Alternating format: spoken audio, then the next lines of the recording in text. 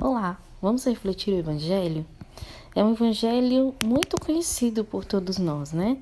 O Evangelho da Anunciação do Anjo, Lucas 1, 26 a 38. Mas o que será que o Evangelho de hoje tem para nos dizer neste tempo que nós estamos vivendo?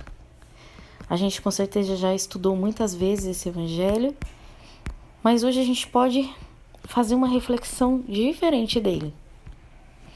Então vamos lá. O chamado de Deus para nós, o chamado específico para cada um de nós, ele tem endereço certo. Não é para outra pessoa, é para nós mesmos.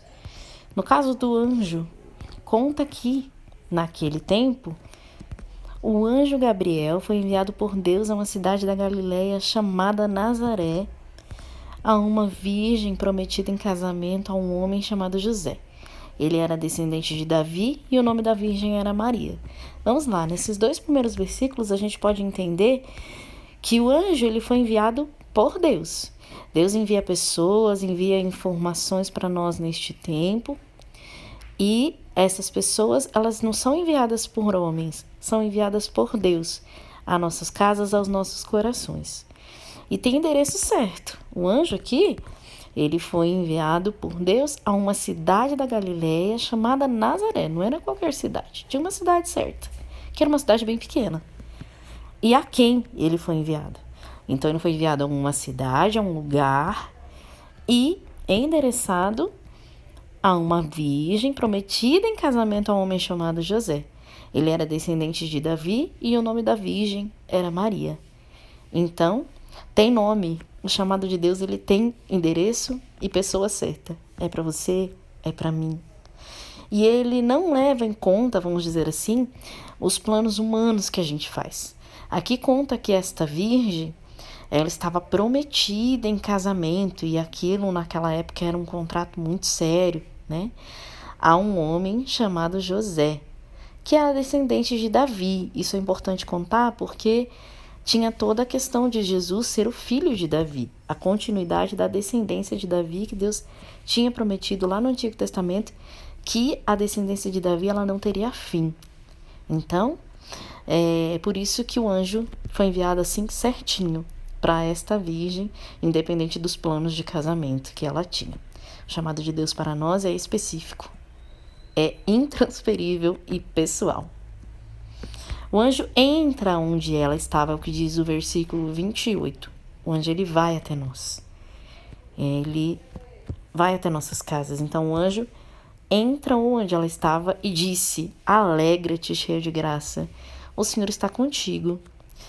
Nesse tempo em que nós somos tomados por tantas tristezas, angústias, ansiedades, o anjo ele vem com uma novidade.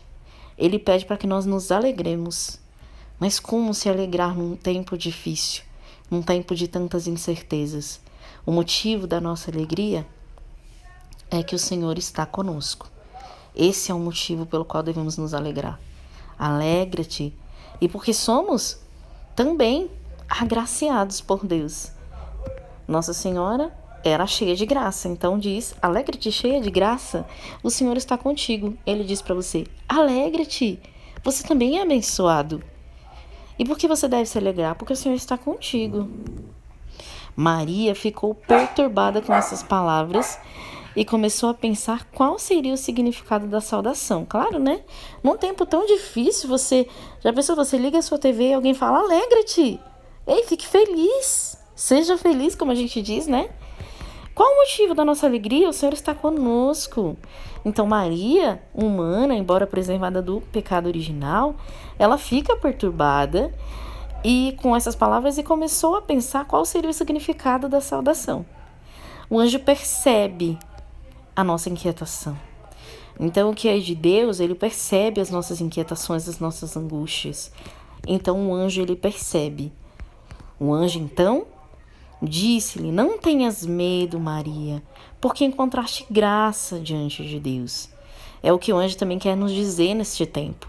Não tenhas medo, porque Deus ele está conosco, é o motivo da nossa alegria, o motivo pelo qual devemos nos animar, e ele envia sobre nós também a sua graça.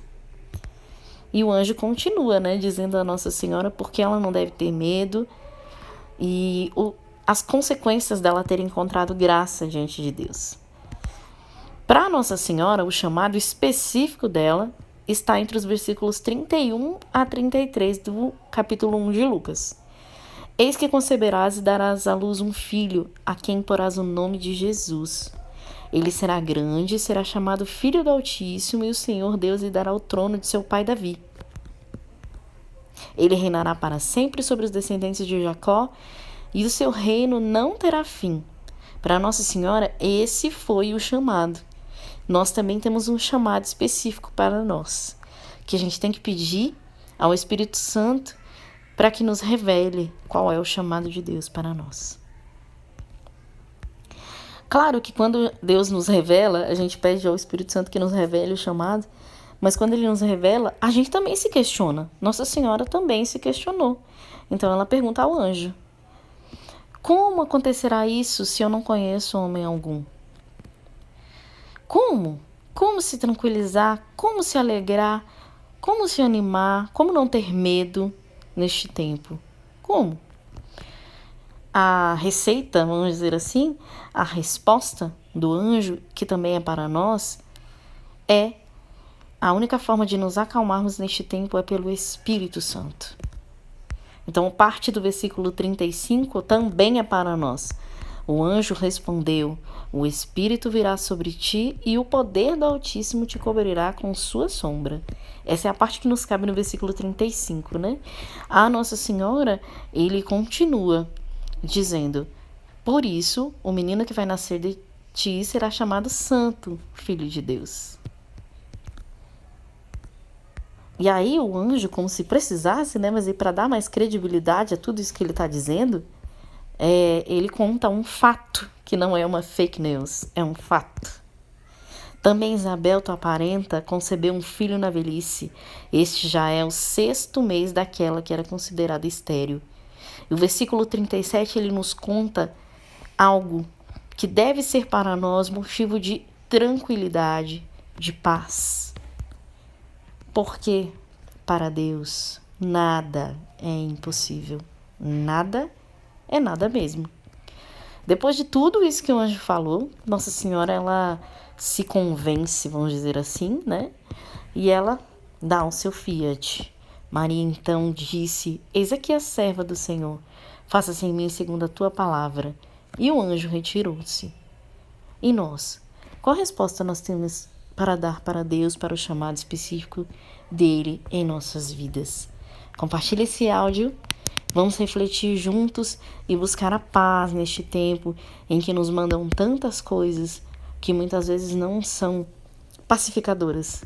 Deus abençoe você.